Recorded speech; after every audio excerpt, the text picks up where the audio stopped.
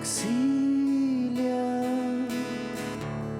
vida mía, procura hermanar y emana siempre vida. Exilia, utopía, pero anda despacito, así vamos a pie. Qué bandidos corazones vieron tanto amanecer, aprendieron a ser casi libres a la voz de la merced del día.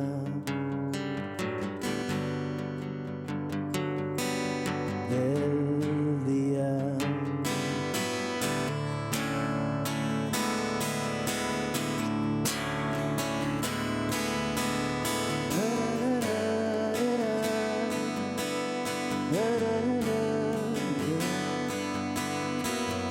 Exilia,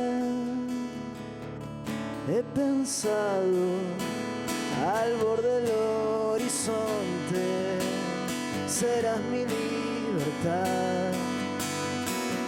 Exiliaré, desprendiéndome.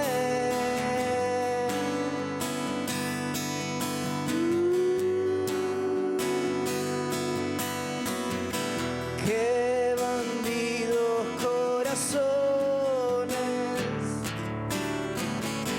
vieron tanto amanecer, aprendieron a ser casi libres a la voz de la merced del día. Del día. Del día.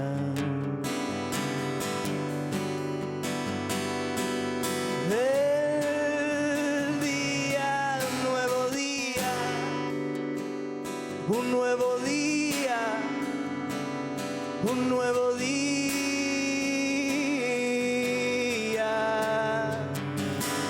Un nuevo día, un nuevo día, un nuevo día.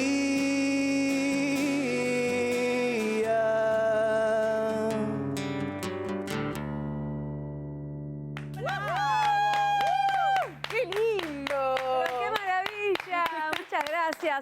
Les dio la bienvenida a Mirá Montevideo Martín Iglesias, quien ya ha estado acá con otros proyectos, con el proyecto de Seba Ulivi, con el proyecto de Seba Codoni, pero ahora viene con su proyecto solista. Está por salir su primer álbum que se llama Verte Llover.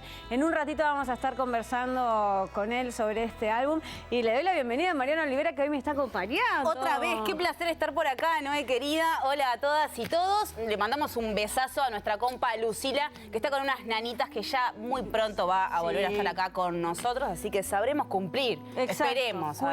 Cuídate, que te queremos acá en menos de 48 horas. Ahí por favor. Por favor. Qué poética también, ¿no? Me quedé pensando esto de verte llover. Qué lindo que Verte suena. llover. Ya ¿no? le vamos a preguntar. Sí. Y bueno, la exilia también es el tema con el que arrancó, ¿no? Sí, me encantó esa palabra como verbo también, ¿no? Muy interesante todo lo que vamos a conversar sobre este discazo que se viene con una escucha previa. Conversábamos hace un ratito. Mañana hay una pre-escucha, que es algo que se está haciendo ahora bastante con los discos. En realidad creo que se está retomando esta práctica, ¿no? Que era algo que se hacía capaz que hace varios años, de escuchar el álbum entero en colectivo, ¿no? Y que está bueno, me parece que es un síntoma revolucionario en estos tiempos antes de... muchas veces se hacía con la prensa, pero ahora está bueno porque puede, o sea, porque dicen, hay preescucha no sé qué, y pueden ir, digamos, los fanáticos, a los que les gusta la música, a los que les gusta el artista, o los que no conocen al artista y les llamó la atención y puedan ir a estas preescuchas. Claro, y tener ese tiempo como de escuchar todo de una, ¿viste? Y como poder conversarlo. Claro, concentrado y colectivizarlo. Totalmente. Me va prepo, así me encanta. En minutitos nada más vamos a estar hablando justamente con Martín Iglesias y con Seba Ulivi, que también tiene que ver con este disco y que ahora ya lo vamos a ver. Y bueno, les contamos qué más tenemos para hoy. Dale. En la entrevista central vamos a estar entrevistando a dos periodistas. Estoy hablando de Florencia Pagola y de Carolina Vaz Lemos.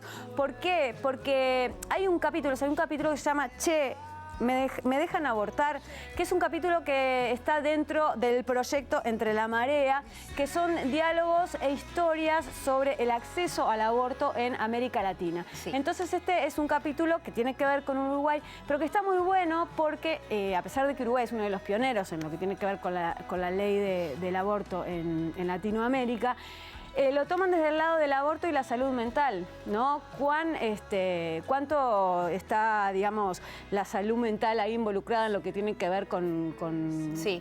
realizar un aborto? Súper importante ese abordaje y también está bueno para que conversemos sobre el podcast como una herramienta de acceso a información y a reflexión, ¿no? Y a compartir vivencias que también hace unos años como que se ha posicionado con muchísima fuerza, ¿no? El podcast, así que bueno, este es el primer episodio. Decirte en tu cara, Pablito Silvera, que A ver. nos estás mirando. ¿Por qué? Porque si vamos a hacer una entrevista de podcast, volvemos a escuchar Montevideo, que es un espacio que digamos que creamos cuando que fue que se le ocurrió a Pablito. ¿Tiene la patente, Pablito? Tiene la patente, La comparte. Pablito, exactamente. Entonces te mandamos un beso grande. Y sí, es de acá de Mirá Montevideo, lo sentimos mucho, pero lo vamos a seguir utilizando porque tenemos estos contenidos que son muy interesantes. Y sabemos que Pablito está del otro lado mirando porque público fiel. Qué Santo. cosa divina. Abrazo, Pablito querido. Bueno, ¿y algo más? Tenemos algo más. No, ¿y cómo te va con las plantas a vos? Contame, Bueno, decinos la verdad. Todo justo tenía que hacer una cosita. Se iba. No, yo soy un desastre, pero por eso Yo está también. bueno. Vos sos un desastre también. Está bueno la nota que vamos a tener hoy porque hay visitas guiadas en el Jardín Botánico, del invernáculo del Jardín Botánico. Estuvo nuestra compa, Maca Vinaja, ahí haciendo la nota. Grande, Maca. Entonces, personas como nosotras, que somos desastrosas con las plantas, podemos ir, informarnos, aprender a cuidarlas, etcétera, etcétera, y ustedes también. Sí, a compartirlo hasta los beneficios que, no sé, terapéuticos que puede tener el hecho de estar ahí cerquita de las plantas y aprender a sostener la vida vegetal. Yo también, ¿no? Un desastre. Primero, hijos, animales, y aspiro en algún momento la vejez con las plantas, pero todavía no me ha pasado. Así que esperemos que esta nota nos ayude a tener ese conocimiento. Igual, ojalá, aunque no tengamos dominio de las plantas, se puede participar de este recorrido por el invernáculo los miércoles de mayo. Los miércoles de mayo. Y aparte, está bueno porque el Jardín Botánico también siempre tiene esos cursos, ¿no? Que tiene que ver con las plantas. No sé, yo recuerdo que mi madre hacía. Y es fantástico, tipo, vas y te dice, este está el árbol y tiene tal historia y sirve para esto y sirve para lo otro, ¿no? Que uno a veces va por Uruguay, es tan arbolado, ¿no? Y además tiene un montón de especies diferentes. Y que alguien te pregunta, ¿y este árbol cómo se llama? Yo tipo no salgo del paraíso. No, es un conocimiento que parece que a mí también cuando me hablan de repente uno cree que es como chino, pero en algún momento es como que necesitas ese conocimiento y lo aprendes y después lo podés compartir con otros y con otras también. A Además, nuestros qué nietos bello. se los transmitiremos. Yo no creo nos que sí, preocupemos. vamos a esperar unos años para que eso suceda. Bueno, y ahora sí, comenzamos a hablar con nuestros queridos músicos que están nuevamente por acá en Mirá Montevideo. Muchísimas gracias por venir, gracias por abrir el programa.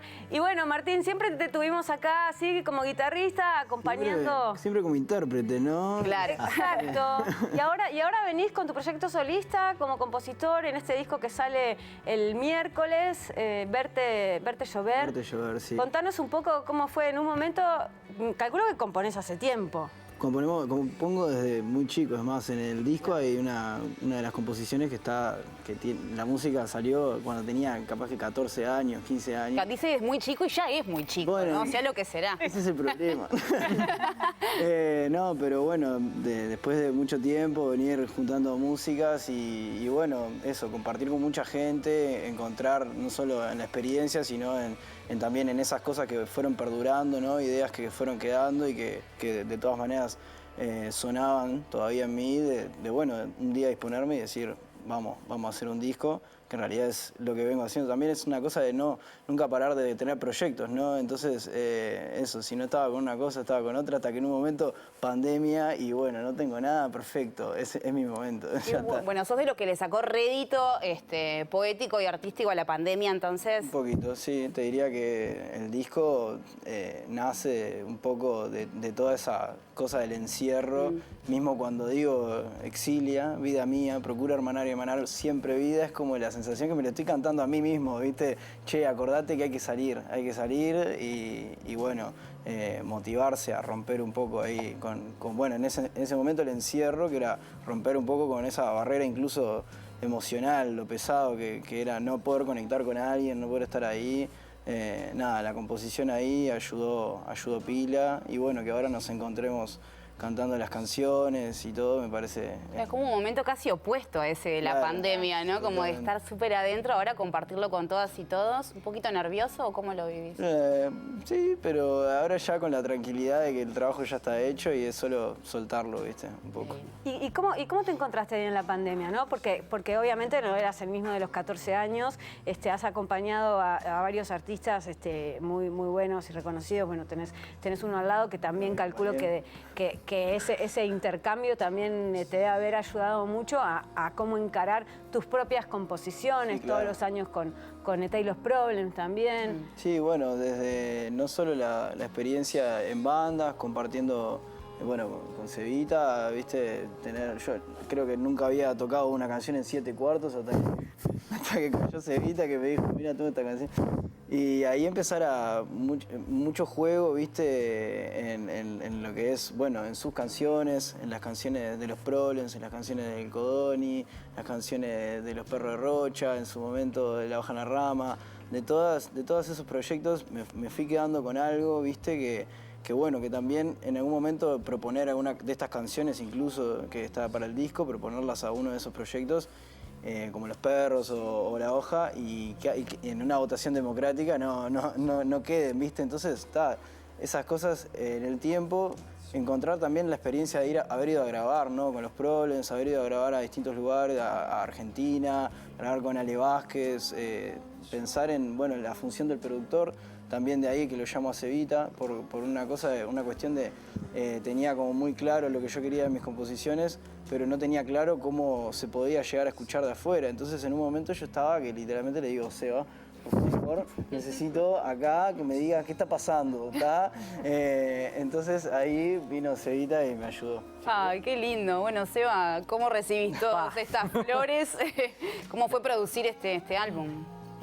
Primero, ya el conocerlo a Tincho, tanto humana como artísticamente, ya me produjo un sentimiento de admiración plenísimo.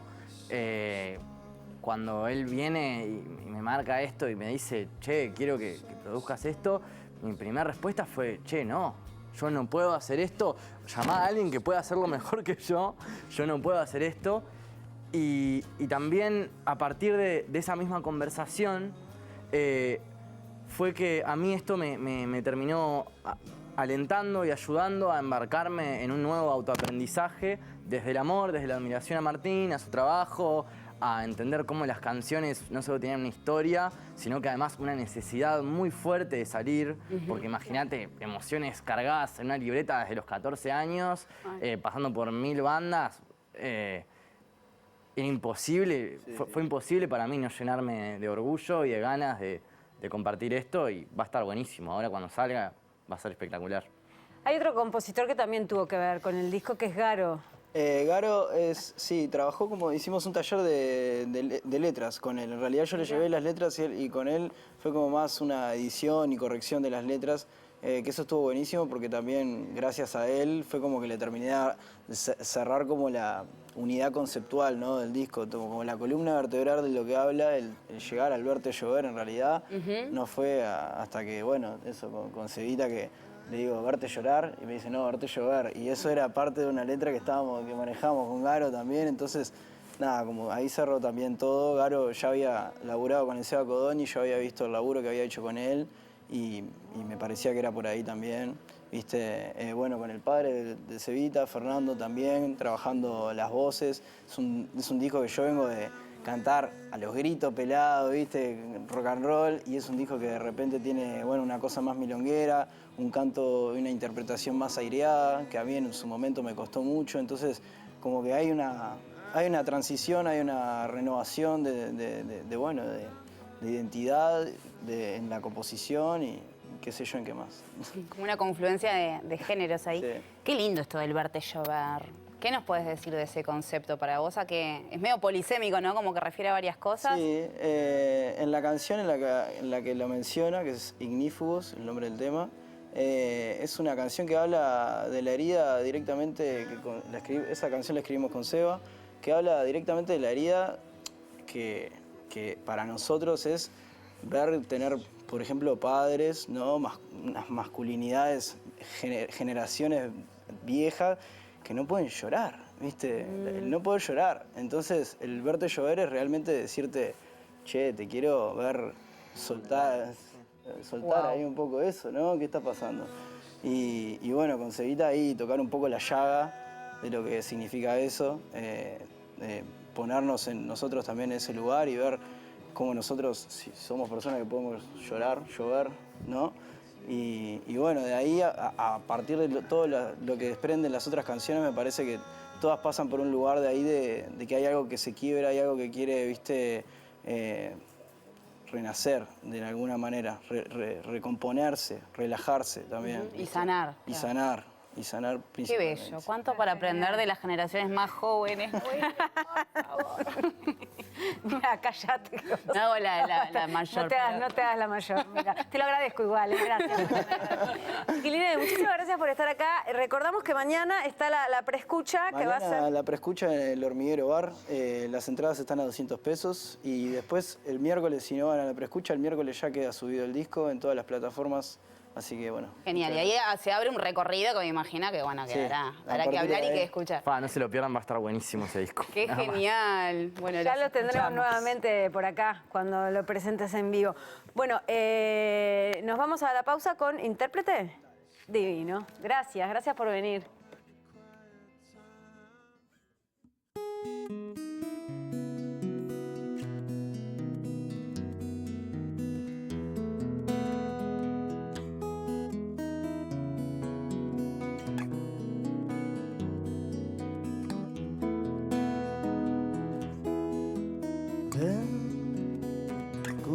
Convídame tu voz, quiero que esté en la canción.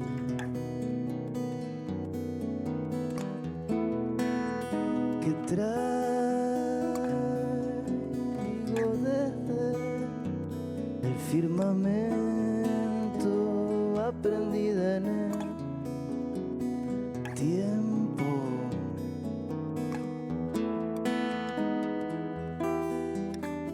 Y sin embargo sigo siendo intérprete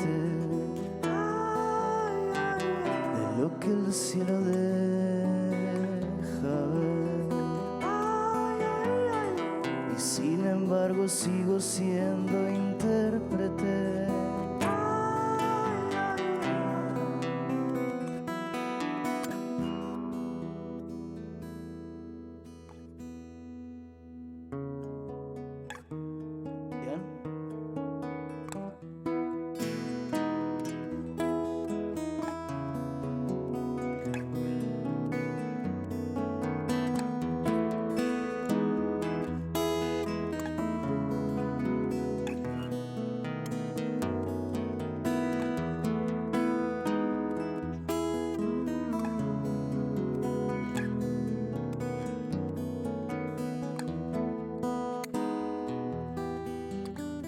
Sin embargo sigo siendo intérprete de lo que el cielo deja ver. Y sin embargo sigo siendo intérprete.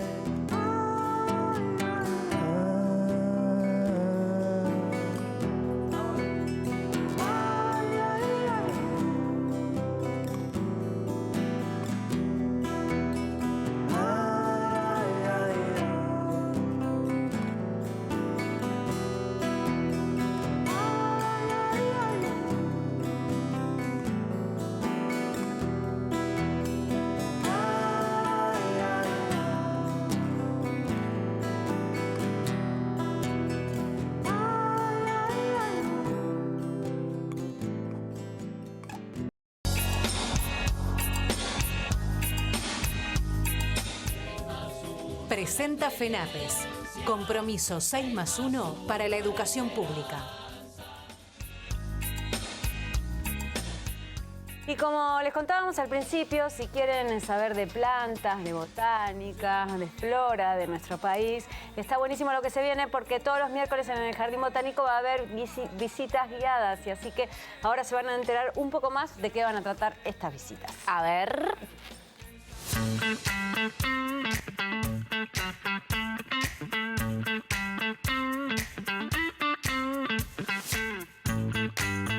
La visita la estamos haciendo los días miércoles por una cuestión locativa. Yo recién les decía fuera de cámaras que no es un invernáculo muy grande que pueda venir mucha gente junta. Entonces, por un tema de locativo y para que la visita rinda, para lo que queremos nosotros, esto es investigación y educación, no es solamente como un paseo. Entonces, para que la visita rinda, el encargado de la visita, generalmente cuando las hace, son grupos pequeños. Entonces, lo estamos haciendo los días miércoles ahora.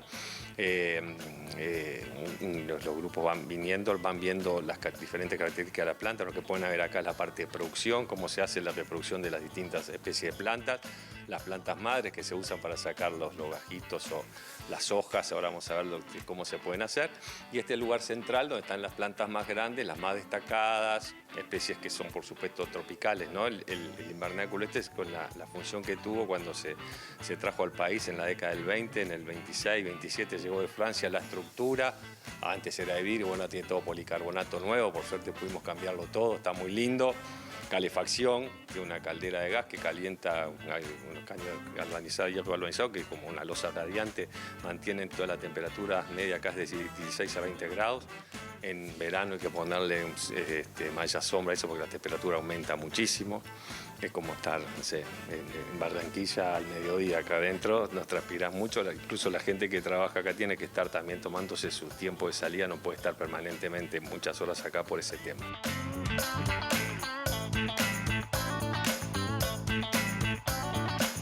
Y para participar en la página web del Jardín Botánico ingresan y ahí están los listados con las fechas y los días que quedan disponibles. Ahí se van tanteando cuando ustedes se anotan, quedan anotados y nosotros unos días antes de la visita confirmamos que van a venir porque queda lista de espera.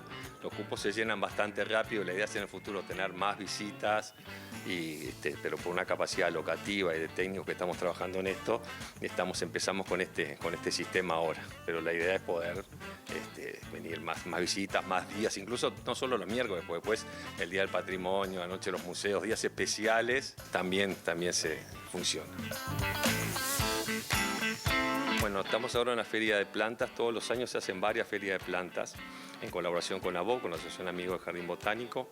Se hacen entonces sobrantes de acá, plantas que hay, por ejemplo, producimos muchas plantitas de café acá, que no podemos tenerlas afuera, están acá, pero se las lleva a su casa y tienen las condiciones, no digamos que va a tomar café de su planta, pero bueno, por lo menos la tiene. Y entonces todas esas sobrantes se sacan a la venta ese día. Entonces, es el día antes del 17, porque es justo el día anterior al Día de la Madre, son fechas de Día de la Madre, primavera, fechas emblemáticas que nosotros utilizamos y aparte no solo son plantas nuestras, vienen viveristas de todo Montevideo a traer sus plantitas acá para vender.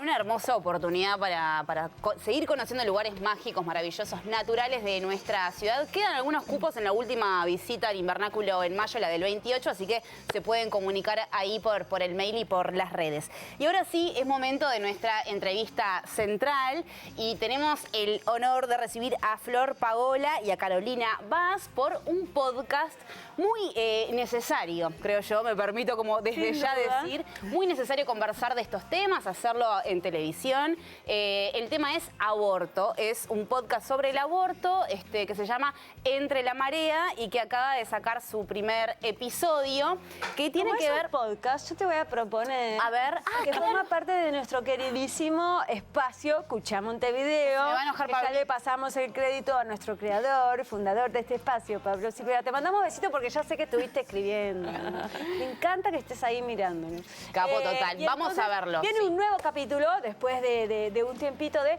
Cucha Montevideo.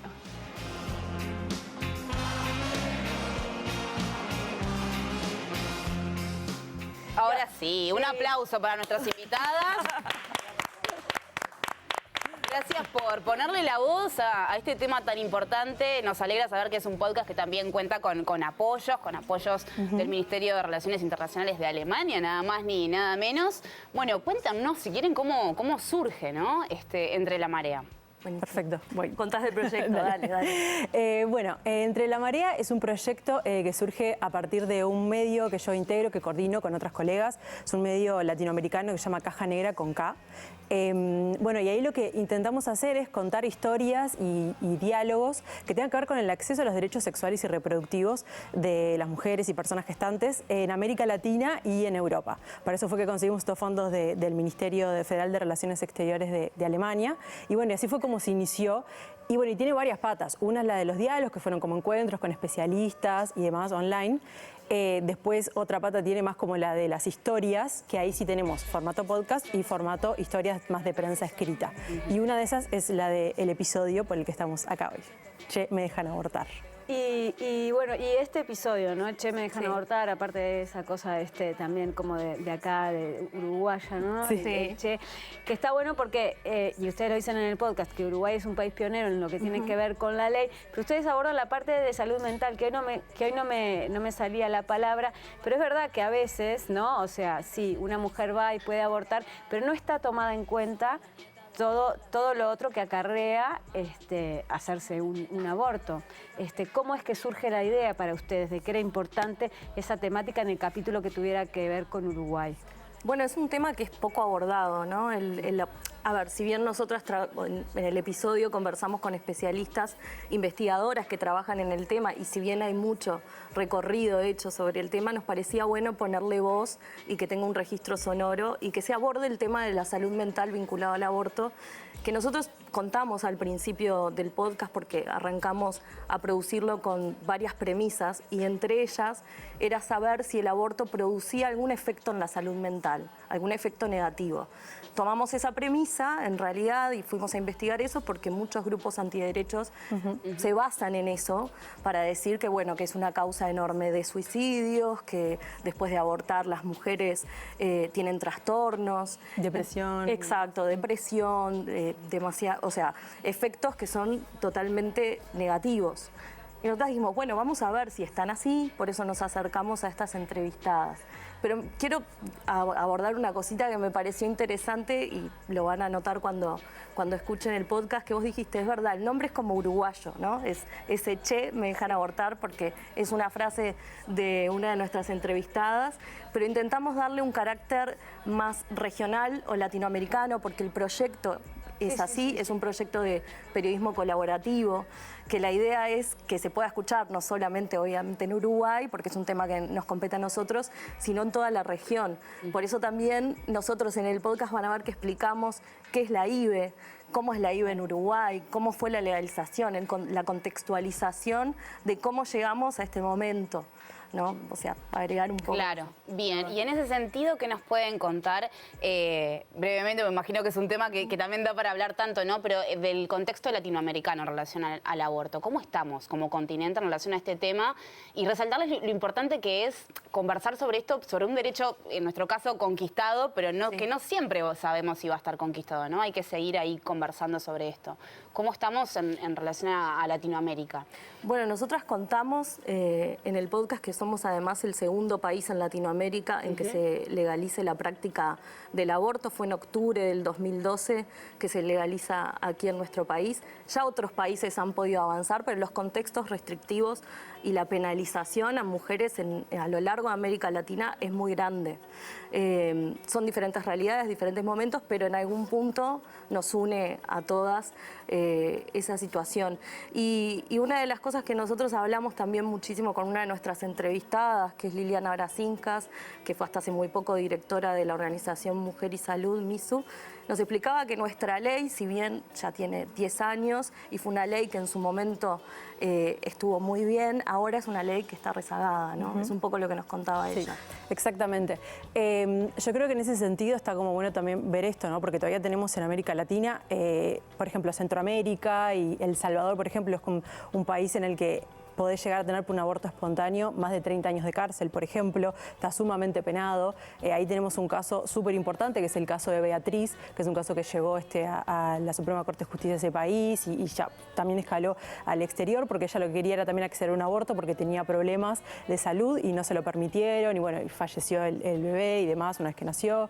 Entonces, hay realidades súper complejas. Y a la vez también después tenemos otros países como Colombia, como Argentina, que recientemente han logrado conquistar la ley del aborto. Y bueno, y ese también son los países en los que decimos, bueno, con estas leyes ahí la de Uruguay, claro, ganamos, o sea, desde el 2012 tenemos una ley de aborto, o sea que tenemos un montón de tiempo en el que las mujeres han podido acceder al aborto en Uruguay, pero claro, ya empieza a quedar un poco rezagada esa ley en algunos aspectos.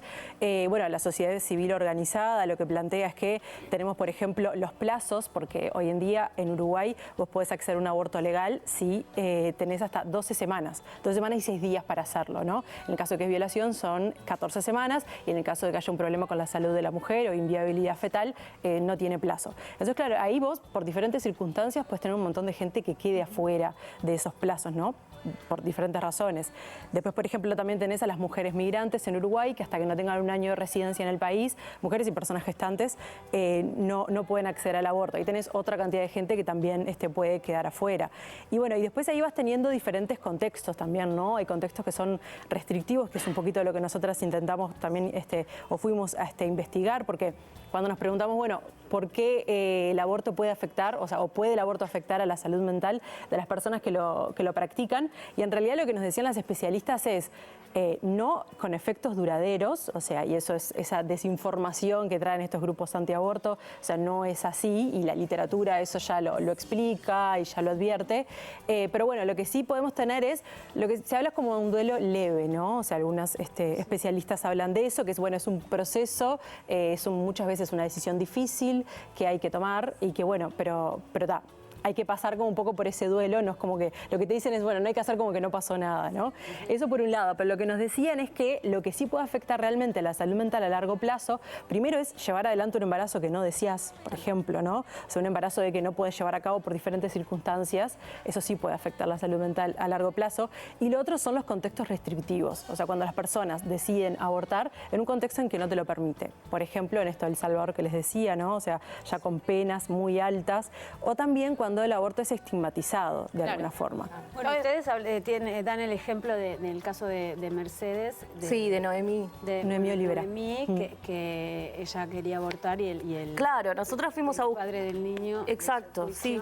Fuimos a buscar un poco alguna historia vinculada a un contexto restrictivo dentro de un país que tiene una ley vigente. O sea, ¿qué tipo de contextos hay? Bueno, nosotras ahí explicamos un poco los médicos objetores. A veces en un departamento completamente todos los médicos son objetores de conciencia y no se pueden practicar allí el aborto. Es el caso de Mercedes, el 100% de los médicos. No es el caso de Noemí, fue un caso distinto, fue un caso muy paradigmático y sumamente excepcional que nos parecía importante contar, porque ella es llevada a la justicia por el progenitor de ese feto, porque quería que ella llevara adelante su embarazo y ella quería abortar. Es llevada a la justicia y la justicia decide que ella tiene que continuar con su embarazo, ella sufre un aborto espontáneo en el medio de todo ese tránsito, pero logra hacer valer su derecho e incluso llevó su caso a la Suprema Corte de Justicia. O sea, es un caso de contexto restrictivo a gran escala, ¿no? Fue esto? O sea, eso en el 2017, ya 5 años de ley aprobada. Sí. Wow. Y cuando hablamos también, ¿no? Que hablan del tema de salud mental, ¿cuán acompañada, ¿no? están las mujeres que deciden hacerse una interrupción voluntaria del embarazo? ¿No? Porque capaz que te mandan esos 5 días para tu casa, que recién hablamos con ella, que a veces es como una infantilización que te hacen, porque, o sea, si vos estás decidida a realizarte un aborto, dice, no, mira, me parece que lo tenés que pensar, no sé si eso está bien, no está bien, claro. Si eso está, ¿por qué no hay después un acompañamiento? ¿Hay un acompañamiento psicológico después de que lo realizás? O sea, creo que no está planteado. No está planteado. Nosotras lo que un poco descubrimos, ¿no? O sea, en esta investigación es que en realidad, ahí tenés como varias voces, obviamente, ¿no? O sea, por ejemplo, lo que nos decía una de nuestras entrevistadas, que es Ivana Leus, que ella es parte de la organización Iniciativas Sanitarias, y ella es una psicóloga que trabaja dentro del sistema de salud atendiendo a mujeres que vienen con estas preocupaciones.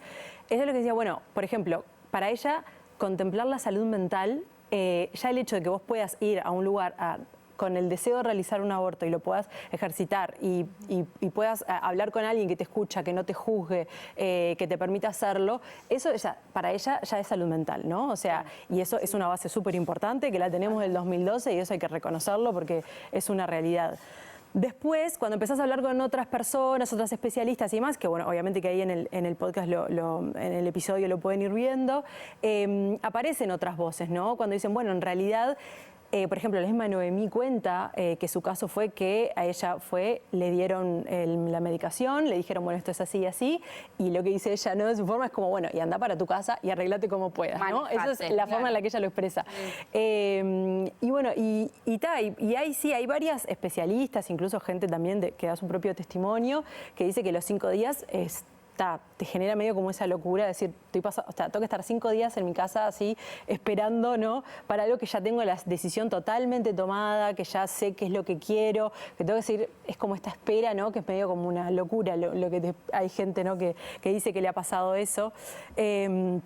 Eso, y después, bueno, otras especialistas también dicen que en realidad como acompañamiento como tal, terapéutico, no hay. Lo que sí nosotras hacemos mucho hincapié, por lo menos del sistema de salud, ¿no?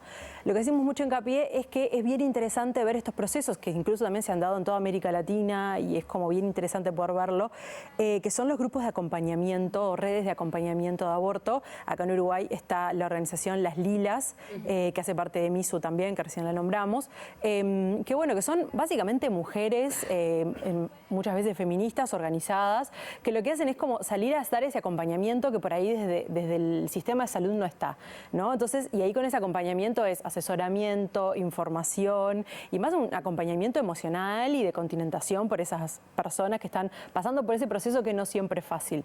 Entonces, por eso nosotros destacamos bastante en el episodio como la experiencia de Las Lilas, porque es súper importante, están en casi todo el territorio nacional, tienen Instagram, tienen redes, tienen WhatsApp para que les puedan escribir, está disponible. Las especialistas además hacen mucho hincapié en la importancia del acompañamiento para estar bien la salud mental de las mujeres, por supuesto que se practican el aborto, y para que además no sea una carga y puedan vivir ese tránsito de una forma más liviana. Claro, o sea, que lo puedan hablar, poner en palabras, contar, porque todo bien, pero sigue siendo difícil hablar de esto con nuestra familia, con amigues, ¿no? Sigue siendo como complejo todavía ahí, como en lo social y en lo familiar. Porque claro, socialmente los cambios como que demoran a veces más que las leyes, ¿no? O sea, existe la ley, pero en realidad a veces no hay una sociedad que la acompañe de buena manera, porque como esas costumbres, esos valores, eso no sé qué, se quedan como a veces un poco como muy estacionados en las calles. Entonces, quieras o no,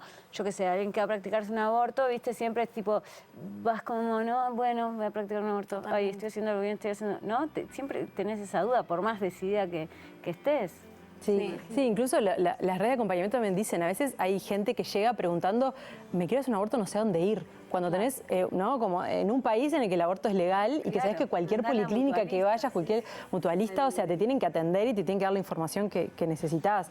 Después ha pasado mucho tiempo también para empezar a bajar los niveles de violencia también, ¿no? Como nosotros hablamos de la violencia obstétrica en torno al aborto, con este tema, por ejemplo, el caso más paradigmático es el tema de la ecografía, ¿no? Cuando te van a hacer esto que pidas de que no querés escuchar los latidos de corazón, que eso todavía puede pasar, no digo que pase siempre obviamente, pero es algo que todavía puede seguir pasando. Bueno, hay un montón de casos de gente que ha contado, ¿no? O sea, que cuando va a acceder, que eso es cada vez menos, ¿no? O sea, por eso, o sea, es como lo que decías tú, esto es una ley en el 2012 y bueno, y con los años como que se ha ido aceptando más. Y todavía una de las grandes barreras que tenemos, que me parece que tiene que ver con esto, con lo cultural, supongo que también un poco con lo religioso, es el tema de la objeción de conciencia, ¿no? O sea, el tener todavía en instituciones enteras que se llama objeción de ideario, es el hecho de decir, bueno, en toda esta institución nadie, ningún ginecólogo o ginecóloga habilita la práctica del aborto. No hay ningún recurso de que si sucede eso, bueno, que la persona pueda trasladarse a otro sitio o eso no está amparado todavía. Eso en realidad se termina dando, eso se coordina, o sea, una persona que va a abortar va a otra institución, si en tu ciudad no lo puedes hacer,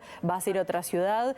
El tema ahí, lo que se plantea es, bueno, primero que terminan siendo obstáculos, ¿no? Porque ya hacer como lo que dicen los especialistas, hacer una objeción de conciencia de forma un poco masiva, terminás obstaculizando un derecho, ¿no? Claro. Eso es por un lado. Y después, por otro, también ahí lo que yo veo, lo que veíamos en la investigación es, bueno, hasta dónde también empezás a ir en contra de los tiempos. Porque si vos te enterás medio sobre las 12 semanas que estás embarazada, decidís abortar, tenés que pasar todo el proceso, los 5 días, todo el proceso que hay que pasar, que son hasta 5 pasos. Y en ese proceso, por ejemplo, ya no puedes abortar en tu ciudad y te tenés que ir a otra ciudad. Y bueno, y ahí las cosas no se van como enlenteciendo. Bueno, un poco por eso también algunas de las entrevistadas, las especialistas en el feedback que tuvimos cuando les mandamos el episodio terminado, nos hablaban de lo oportuno de poder discutir también este tema ahora, que las nuevas autoridades de gobierno lo saben, lo han dicho, han comentado que hay que actualizar la ley, que habló Lionel Brioso, habló también la ministra de Salud Pública sobre el tema. Entonces, es un momento como para seguir discutiéndolo, para seguir profundizando en cómo mejorar esa ley de interrupción voluntaria del embarazo en nuestro país. Es necesario. Claro. ¿Cuánto se redujeron los abortos desde que está la ley? Así como de reducción, o sea, lo que sí sé es que en este momento hay más o menos un aproximado de 10.000 abortos por año. El tema es que, claro, antes no habían como cifras oficiales, entonces no tenés idea cómo medirlo. Hoy en día esa cifra es más o menos son 10.000. En 2022 hubo creo que 10.500, que fue el tope máximo. Esa cifra lo que se dice es que es una de las más bajas de América Latina, de la región.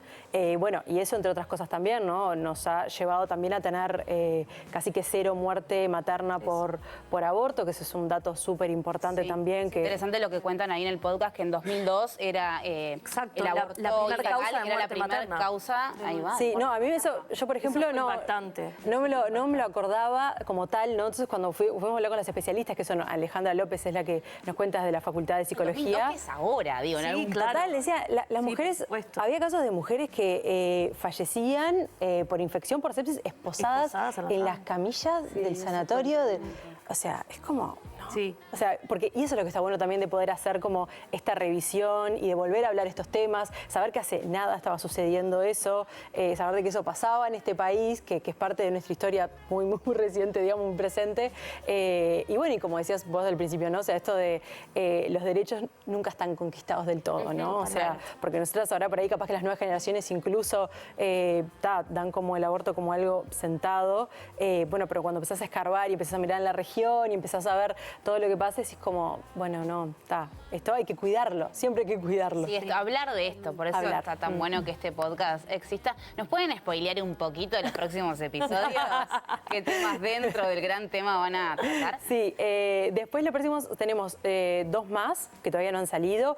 Uno sobre el caso de Beatriz, una mujer en El Salvador, que pasó por... contabas recién. Sí, exactamente. ¿Qué pasó por la justicia? Ese es uno de los casos, es súper emblemático, contamos un poco como toda esa historia. Y después el otro es en Baja California, en México, y lo que trabajan es como la historia de las acompañantes de aborto, que eso es lo que yo les decía hoy, un poco ¿no? lo que hablábamos de las lilas acá. Sí, de las lilas, pero allá en México, que es súper interesante como ver, cómo mujeres por iniciativa propia están acompañando a otras mujeres a abortar. ¿Y en México está legalizado? En México, en Ciudad de México sí, y creo que hay algunos otros estados en los que también, pero no es en todo el país. Claro. Cuántas realidades, ¿no? En Latinoamérica también complejas y qué importante acceder a ellas como así, como integralmente, ¿no? Que sabernos parte de un mismo continente y conseguir construyendo identidad. Antes de cerrar, queremos agradecerle obviamente a las entrevistadas por la generosidad de prestarnos su voz, de darnos la posibilidad de poder investigar un poco más con ellas sobre el vínculo del aborto y la salud mental, a Ivana Leus, de Iniciativa Sanitaria, a Alejandra López, de la Facultad de Psicología, del Programa de Salud Sexual y Reproductiva y Salud Mental. También la historia de Noemí, que para nosotros fue muy importante poder escuchar su historia, de Noemí Olivera. Le mandamos un abrazo, una genia, poder conversar con ella y escuchar su historia. También tuvimos a Liliana Brasinskas, que fue directora de MISU, de Mujer y Salud, y agradecerles obviamente a los que hicieron posible todo el trabajo de este podcast, sobre todo la edición, que tiene una edición muy hermosa que llevó adelante Martín Rodríguez, que le agradecemos muchísimo porque eso es lo que contextualiza cómo es el podcast y cómo lo van a escuchar, o sea, por ahí. Tremendo laburo. Y la gráfica, chiquilina, felicidades, pues está divina. Es de luz, es Luciana Pagola. Luciana Pagola, una genia. Bueno, la seguimos escuchando. Bueno, muchas gracias. A ustedes. Gracias por la invitación. Gracias. Y nosotros nos vamos y volvemos mañana a las 6 de la tarde. Así es. Hasta mañana. Chaucito. Pero ¿a quién esperamos? Melancolía barata en la televisión. ¿A dónde va? Eso es lo que rezamos.